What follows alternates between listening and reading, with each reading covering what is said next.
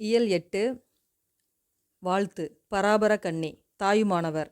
அற இலக்கியங்கள் நம் முன்னோர்களின் டேஸ் அனுபவங்களை உள்ளடக்கியவை. வாழ்க்கை அனுபவங்களை தம்முயிர் போல் எவ்வுயிரும் தானென்று தண்டருள் கூர் செம்மையருக்கு ஏவல் என்று செய்வேன் பராபரமே. அன்பர் பணி செய்ய என ஆளாக்கி விட்டுவிட்டால் இன்ப நிலை தானே வந்து எய்தும் பராபரமே. எல்லாரும் இன்புற்றிருக்கும் நினைப்பதுவே அல்லாமல் வேறொன்று அறியேன் பராபரமே என்ற பாடல் வரிகளை பாடியவர் தாயுமானவர். சொல்லும் பொருளும். தண்டருள் குளிர்ந்த கருணை, கூர் மிகுதி, செம்மையருக்கு, சான்றோருக்கு, ஏவல் பணி, தொண்டு, எய்தும், கிடைக்கும், அல்லாமல். அதைத் தவிர. தாயுமானவர் பற்றிய சிறு குறிப்பு. பணி. திருச்சியை ஆண்ட விஜயரகுநாத சொக்கலிங்கரிடம் பெருங்கணக்கர் பணி. நூலின் சிறப்பு. தமிழ் மொழியின் உபநிடதம் என போற்றப்படுகிறது. கன்னி என்பது 2 அடிகளில் பாடப்படும் பாவகை. கவிதை. நீங்கள் நல்லவர். உழைக்கும்போது நீங்கள் புல்லாங்குழலாகி விடுகிறீர்கள். கொடுப்பது பழத்தின் இயல்பு, பெறுவது வேரின் இயல்பு. உறுதியாக கால் பதித்து உங்கள் குறிக்கோளை நோக்கி நடக்கையில் நீங்கள் நல்லவர். வரிகள் இடம்பெற்றுள்ள நூல் தீர்க்கதரிசி. இந்நூலை மொழிபெயர்ப்பு புவியரசு. லெபனான் நாட்டைச் சேர்ந்த கலீல் ஜிப்ரான் உடைய கவிதைகளுடைய மொழிபெயர்ப்பு கவிதை தான் இந்த தீர்க்கதரிசி அப்படிங்கிற கவிதை. இதை எழுதியவர் புவியரசு. கலீல் ஜிப்ரான் சிறப்பு. கவிஞர், நாவலாசிரியர், கட்டுரை ஆசிரியர், ஓவியர். பரிசு பெறும்போது உன் மனநிலை டேஸாக இருக்கும், மகிழ்ச்சியாக இருக்கும். வாழ்வில் உயர கடினமாக டேஸ் வேண்டும், உழைக்க வேண்டும். உரைநடை. பசிப்பினி போக்கிய பாவை.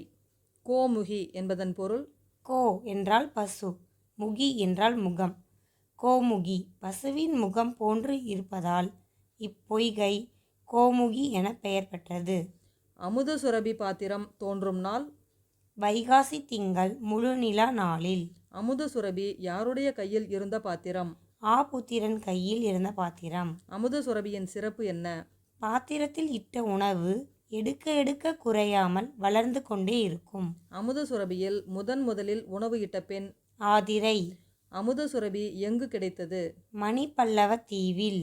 மணிமேகலை அமுத சுரபியை கொண்டு யார் யாருக்கு உணவளித்தாள்?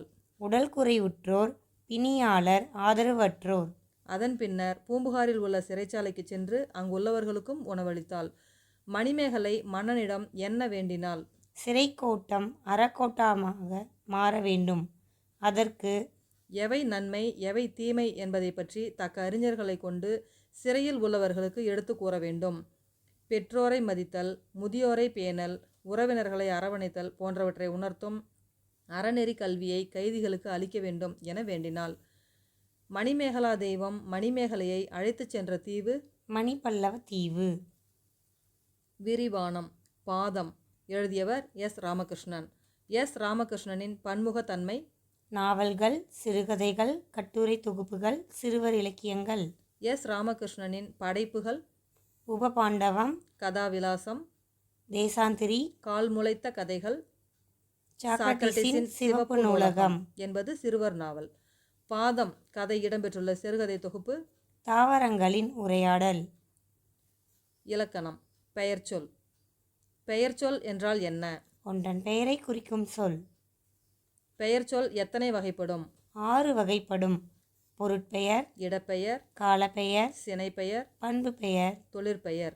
பொருட்பெயர் என்பது உயிருள்ள பொருள்களையும் உயிரற்ற பொருள்களையும் குறிக்கும். மரம், செடி, மயில், பறவை போன்றவை எடுத்துக்காட்டுகள். இடப்பெயர் என்பது இடத்தை குறிக்கும் பெயர். எடுத்துக்காட்டு: சென்னை, பள்ளி, பூங்கா, தெரு. காலப்பெயர் என்பது காலத்தை குறிக்கும் பெயர். எடுத்துக்காட்டு: நிமிடம், நாள், வாரம், மாதம், ஆண்டு. சினைப்பெயர் என்பது பொருளின் உரிப்பை குறிக்கும் பெயர். எடுத்துக்காட்டு: கண், கை, மலர், இலை, கிளை. பண்பு பெயர் என்பது பொருளின் பண்பை குறிக்கும் பெயர். எடுத்துக்காட்டு: வட்டம், சதுரம், செம்மை, கருமை. தொழிற்பெயர் என்பது தொழிலை குறிக்கும் பெயர். எடுத்துக்காட்டு: ஆடுதல், பாடுதல், படித்தல், நடித்தல். இடுகுறி பெயரும் காரண பெயரும். இலக்கணம். பெயர் சொற்கள் அவை வழங்கும் அடிப்படையில் 2 வகைப்படும். அவை இடுகுடி பெயர், காரண பெயர். இடுகுறி பெயர் என்பது முன்னோர் காரணம் கருதாமல் இட்ட பெயர். எடுத்துக்காட்டு: மண், மரம், காற்று. இடுகுறி பெயர் எத்தனை வகைப்படும்? 2 வகைப்படும்.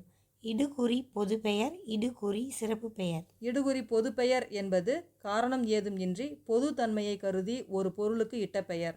எடுத்துக்காட்டு: மரம், பழம்.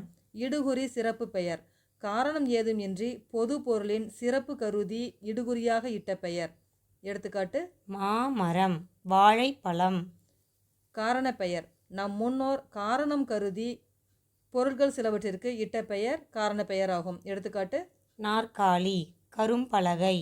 காரண பெயரின் வகைகள் 2 வகைப்படும். காரண பொதுப்பெயர், காரண சிறப்பு பெயர். காரண பொதுப்பெயர் என்பது குறிப்பிட்ட காரணம் உடைய எல்லா வகை பொருட்களுக்கும் பொதுவாக குறிப்பது. எடுத்துக்காட்டு: பறவை, அணிகலன். காரண சிறப்பு பெயர் குறிப்பிட்ட காரணமுடைய பொது பொருட்களுள் ஒன்றை மட்டும் சிறப்பாக குறிப்பது. எடுத்துக்காட்டு: வளையல், நாற்காலி. அன்பினில் இன்பம் காண்போம், அறத்தினில் நேர்மை காண்போம், துன்புறும் உயிர்கள் கண்டால் துரிசறு கனிவு காண்போம், வன்புகழ் கொடையில் காண்போம், வலிமையை போரில் காண்போம், தன் பிறப்புரிமையாக தமிழ் மொழி போற்ற காண்போம். பாடலை இயற்றியவர் புலவர் ஆ. முத்தரையனார். இவர் மலேசிய கவிஞர் என்றும் அழைக்கப்படுவார். நீதிநூல் பயில் என்றவர் பாரதியார். திருக்குறள். அரண் வலியுறுத்தல். மனத்துக்கண் மாசில நாதல் அனைத்தரன் ஆகுல நீர பிற. அழுக்காறு அவா வெகுளி இன்னாச்சொல் நான்கும் இழுக்கார் இயன்றது அறம். ஈகை. வரியார்க்கு ஒன்று ஈவதே ஈகை மற்றெல்லாம் குறி எதிர்ப்பை நீரது உடைத்து.